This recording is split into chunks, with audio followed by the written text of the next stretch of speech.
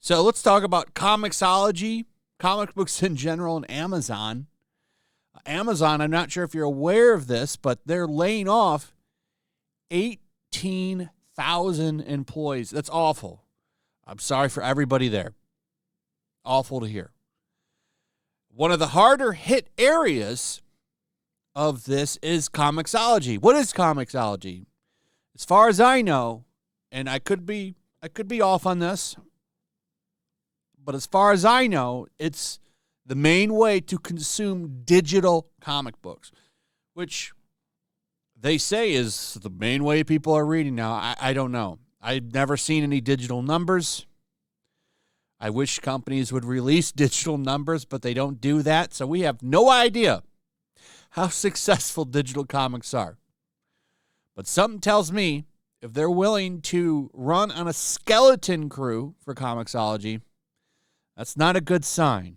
It doesn't sound like it's the moneymaker they try to push it off to be. I personally despise digital comics. I want to read them, hold them, feel them. That's the way that I have always preferred to read anything anyway. But comics in general. Now, with manga, I do it a little bit of digital because it's $2 for that Shonen Jump app, which gives you every single thing they've ever made. That's just an unbeatable deal. But if I like it enough, I still go and buy the trade and get the whole run. I did that with Demon Slayer. I read Demon Slayer on the Shonen Jump app, and then I bought the entire series in manga. So I had, or not, but in trade, the trade paperbacks that they make, the little $10 ones. You know what I'm talking about. I have all of them because I liked it that much. I was like, well, I want to have this. And then I reread it in the preferred way. Now, I don't know if that works with comics, but comics are pretty much only on Comixology, and that app sucks. It used to be a little bit better, then they made it worse, and I don't think they fixed it, and now it doesn't sound like they're going to fix it. So this got posted from Mike Eisenberg, who apparently runs, or at least works on Comixology, and he says that it turns out I'm one of the lucky handful left to fill out a skeleton crew, keeping the lights on a little bit longer. He's talking about the Comixology area of Amazon. But it cannot be understated just what has been lost today, and even I've got a ticking clock on my employment. Those of us remaining will do the best we can, but I would not be surprised if digital comics on Kindle reverts back to some sort of a disaster as it was before the Amazon acquired CMX, however many years ago. A lot of folks assumed CMX had been dissolved when the Legacy app went away last year, but we've been here all along doing our damnedest to improve the customer experience. For publishers, customers, and creators. I don't know what that experience will look like in the near future, but it's going to be missing most of the people who knew anything about comics and actually gave a damn. So if you aren't optimistic, I don't blame you. So that's what's going on over there, and that's not good. That'd be a huge blow if the only digital outlet goes away. Comic shops, there's not as many around anymore. So if one that's around you closes and you're an avid reader, how will you get your books? Like, you can't go online now because this thing, I don't know how much longer Comixology is going to be around. Are you going to have to get them all shipped from New York stores? Like a subscription service? But hey, people say everything's just fine. Heidi McDonald, the award-winning EIC of ComicsBeat.com, influencer and co-author of a book, and she, her, says comics are doing just fine. Shares this tweet from The Beat. Adult graphic novel sales rose 4.6 in 2022, remaining strong even as book sales fell overall. Now, I want you to take notice of this picture. It's of Chainsaw Man, and we're going to come back to that in a second. But she says, finally, just for the comics are dying crowd. No, they are not. Now, this is so funny when this happens. So the Beat says comics are great because adult graphic novels are up 4.6. Well, what are the adult graphic novels? Well, they're based on NPD book scan data. They have tried to hide it the best they could. This is why they put adult graphic novels on there. What it is basically everything together. So, like, this is the best-selling shit out there. And you'll notice you have one on here which deserves to be on here. Teenage Mutant Ninja Turtles, The Last Ronin hardcover. Last Ronin is a fantastic story, by the way. If you like Ninja Turtles, you should definitely check that out. It is really good. It's from IDW Publishing. Author Kevin Eastman. So American comics can make this list. However, they rarely do.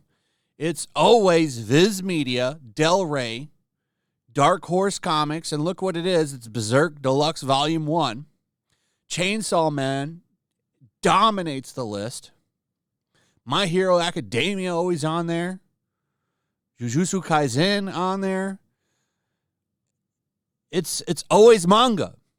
This is what, and what it cracks me up about this, they hide this, adult graphic novels. It's this for adults. You think My Hero Academia is an adult manga? It's for all ages. Same with Chainsaw Man, to be honest. Dragon Ball Super Volume 17 is on there. So American comics can make this list, but they rarely ever do. And what strikes me as hilarious, every time I see people like Heidi McDonald run around and say, you know, comics are doing fine because of this list, I laugh. Because, yeah, Western comics and Eastern comics definitely compete in the same market, but they don't help each other at all. Nobody in the American comic list is going to get hired in Japan. They don't want any of you. This is like, okay, so I'm going to use this as an example. So you have two trucks. You have the Ford F-150, and what is the Toyota truck called? I don't know what it's called. Let's just just say Ford truck and Toyota truck. I don't remember what the Toyota truck is called. But if Ford's trucks start selling like shit, and they don't, I think the Ford trucks are the number one. The F-150, I think, is the number one truck. But all of a sudden, those sales just go into the toilet, and Toyota's like, our trucks are selling massively. They're huge now, number one in the market. Ford's not going to come out and say trucks are doing great. Their trucks aren't selling. If anything, the Toyota is going to put the Ford out of business. So it's just always funny to see them celebrating this. It's like celebrating your own demise so you can own chuds or something. I'm not saying that comics are going to die. I don't think the industry will die. I think it'll shrink. But it's not doing as well as they like to put it off as. Just because manga is selling doesn't mean comics are selling, American comics. It's just always funny to see this get played out like this. And it's just like, how are you just blatantly like sell coping or seething? What a cope. It's a cope. There's so many problems with modern comics. I'm surprised to even see shit like this. I talked about this in a video yesterday. There's a lot of stuff. And this is the biggest offender. Consistent yet mediocre talent get high-profile books.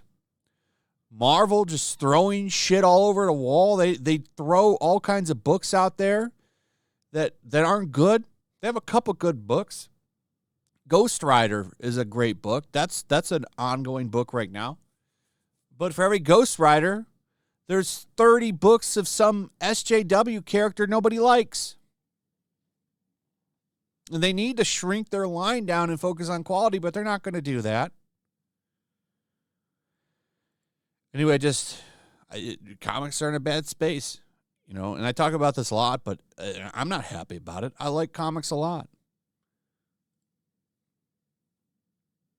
So that's pretty much it. Let me know what you guys think about all this. I'd like to hear from you. Also, if you would, please like, subscribe, share the video. Make sure you're still subscribed, hit that notification bell. Check out my Rumble and Locals, and I'll see you on the next one. Peace. Make sure to check out my Locals. There's a link in the description. It's a fun community that I'm trying to build over here. If you don't want to support me on YouTube, you can come over here. None of that money goes to YouTube. You also can just come over here for free. But if you are a supporter over here, I do plan on doing an extra live stream once a month and throwing links to the supporters so you can actually come on and have a supporter live stream with me. Also, it's a good place to catch all of my content. You don't have to worry about notifications like YouTube. They'll definitely work over here. So come check out my Locals.